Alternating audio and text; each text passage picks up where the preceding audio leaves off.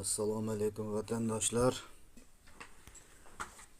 Bizga Qozog'istonda Olmaotada ishlaydigan ikkita odam kerak.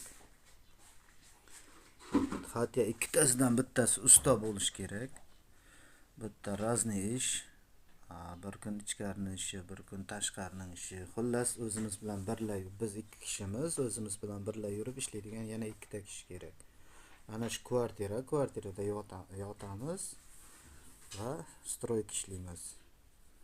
Ishlaydiganlar bo'lsa, Qozog'iston Olmaotada yurganlar bo'lsa, Turkmanistondan bo'ladimi, O'zbekistondan bo'ladimi, farqi yo'q. Ishlayman degan ikkita odam bo'lsa, birgalikda ishlaymiz. Ish yaxshi, xullas ishga, puliga hali bu yerda muammo bo'lgani yo'q. Xudo xohlasa bundan keyin muammo bo'lmaydi.